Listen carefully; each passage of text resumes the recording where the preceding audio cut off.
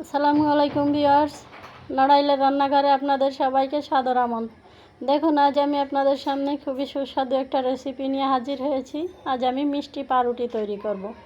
এখানে আমি 1 কাপ দুধ নিয়েছি কুসুম গরম, যেটা হাতে সহ্য হয়। অতিরিক্ত গরম নেওয়া যাবে না, তাহলে ইস্টটা নষ্ট হয়ে যাবে, ইস্টের গুণ। এই হালকা কুসুম গরম পানির ভিতর আমি 1.5 চা চামচ ইস্ট দিয়ে দিয়েছি। ইস্টটা দিয়ে আমি সুন্দর করে একটু গুলে নিয়ে এটাকে আমি সাইডে রেখে দেব। দেখুন, ইস্টটাকে অতিরিক্ত গরম পানির মধ্যে দিলে কিন্তু ইস্টের গুণ নষ্ট হয়ে যাবে। ইস্টের সাথে লবণও দেওয়া যাবে না, তাহলেও ইস্ট ফুলবে না।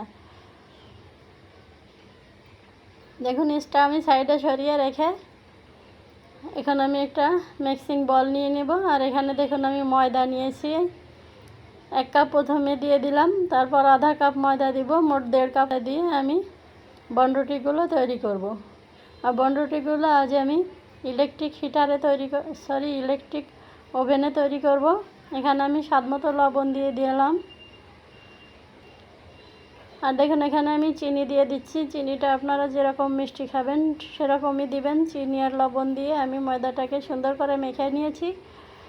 নিয়ে এখন এর ভিতর দেব একটা ডিম। আমি একটা ডিম ফাটিয়ে নিয়েছি। ডিমটা এখন আর একটু ফেটে নিব চামচ দিয়ে। তারপর ডিমটাকে দিয়ে দিব। ডিমটা কিন্তু অতিরিক্ত গরম দুধের সাথে দেওয়া না, তাহলে কিন্তু ডিমটা জমাট হয়ে যেতে পারে, সিদ্ধর মতো হয়ে যেতে পারে। এখন ডিমটা আমি ময়দার সাথে সুন্দর করে মেখে নিব। আর ততক্ষণে আমার দুধটা একটু নর্মাল হয়ে আসবে। নর্মাল হয়ে আসলে ওটা দিলে তখন আর ডিমের কোনো সমস্যা হবে না। দেখুন, আমি ডিমটা সুন্দর করে সাথে মেখে নিয়েছি। এখন আমি ইস্টের সিঁদুরটুকু দিয়ে দিব। আর এরপর যদি দুধ লাগে আমি দিব, না লাগলে দিব না। আপনারা চাইলে গুঁড়া দুধ দিয়ে এবং পানি দিয়েও দিতে পারেন। দেখুন, আমি এখন তেল দিয়ে দিব। এখানে আমি 2 টেবিল চামচ তেল নিয়েছি। তেলটা আমি এখন দিয়ে দিব। এখন দিয়ে দিলে তাহলে হাতে জড়াবে না। দিয়ে সুন্দরভাবে এটাকে মেখে নিতে হবে। এটা যত মথে নেবেন তত কিন্তু ডোটা হবে। এটা সুন্দর একটা স্মুথ ডো তৈরি করে নিতে হবে। আর হাত থেকে ছাড়িয়ে নিতে হবে। তেল দিলে থেকে ছাড়িয়ে যাবে। দেখুন, দারুণ একটা স্মুথ ডো তৈরি হয়েছে। এটাকে এখন আমি রেস্টে রেখে দিব। আমি নিচে একটু তেল ব্রাশ করে নিব। হাত দিয়েই তেলটা লাগিয়ে দিব। তেলটা লাগিয়ে দিলে ড্রাই হয়ে যাবে ওর দিক থেকে। এখন এটাকে আমি ঢেকে রেখে দেব 20 মিনিট। বন্ধুরা, দেখুন, আমি 20 মিনিট পর ফিরে এসেছি।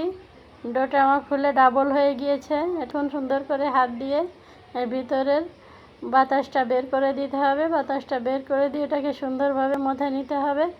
মথে নিয়ে সব বাতাসগুলো বের করে দিয়ে এটা যতক্ষণ মথে নেবেন, বেশি করে মথে নিলে পাউরুটিগুলো সুন্দর সফট হবে, ভিতরে জালিদার হবে। দেখুন, আমি অনেকক্ষণ ধরে এটা মেখে নিয়েছি। এটাকে এখন আমি ছোট ছোট করে লেচি করে নেব। লেচিটা আপনারা আপনাদের পছন্দ মতো করে নেবেন।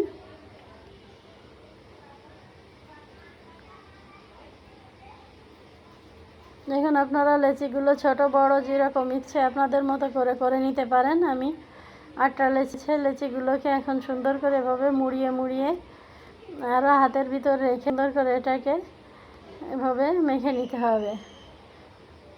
সুন্দর করে রুটিটা তৈরি করে নিতে হবে। রুটিটা তৈরি করে নিলে এটা ফুলবে অনেক সুন্দর, ভিতরেও বেশ জালিদার হবে। দেখুন, এভাবে আমি সব তৈরি করে নিয়ে আমি ওভেনে দিব। ওভেনের একটা ট্রের উপর একটা কাগজে তেল ব্রাশ করে নিয়েছি।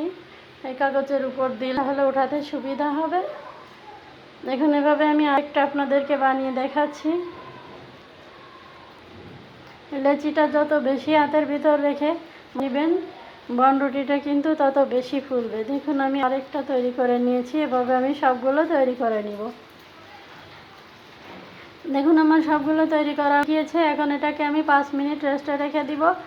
এটা গোল কিছুতে হতো তাহলে সুন্দর ঢেকে দেওয়া যেত, বা র্যাপিং পেপার ঢেকে দিতে পারেন। আমার কাছে র্যাপিং পেপার নাই, তাই আমি একটা পলিথিন 5 মিনিট ঢেকে রাখবো। পরিষ্কার একটা পলিথিন দিয়ে 5 মিনিট রেখেছিলাম। দেখুন, 5 মিনিট পরে ফিরে এসেছি। ফুলে কত বড় হয়ে গিয়েছে। এখন একটা ডিমের কুসুম নিয়েছি। ডিমের কুসুমটাকে ব্রাশ করে দিব। আমি ছোট্ট একটা ব্রাশ নিয়েছি, বড় ব্রাশ দিলাম না, ছড়িয়ে ছিটিয়ে পড়ে, তার জন্য ছোট ব্রাশ দিয়ে করতে কিন্তু খুবই সুবিধা হয়। পুরো বনরুটির উপরে এই ডিমের কুসুমটা ব্রাশ করেছি। এখন আমি এর উপর দিয়ে দিব সাদা তিল। সাদা তিল দিলে সাদা তিলটা কিন্তু ভিতরে ফ্রাই হয়ে যাবে, এটা খুব সুন্দর স্মেল আসবে, খেতেও কিন্তু খুবই সুস্বাদু হবে। তো ভিউয়ার্স, যারা দেখছেন আমার ভিডিওটি, প্লিজ একটা সাবস্ক্রাইব করে দিবেন, লাইক আর কমেন্ট করে দিবেন। আমি সবগুলোর উপর সাদা তিল ছড়িয়ে দিয়েছি। এখন এটাকে আমি ইলেকট্রিক ওভেনে দিব। আমি ওভেনটাকে 5 মিনিট হিট করে নিয়েছি। ওভেনটা কিন্তু হাতটা ঢোকানোর সময় এটা একটু সাবধানে হতে হবে, ওভেনের গায়ে হাত লাগলে কিন্তু হারিয়ে যাবে।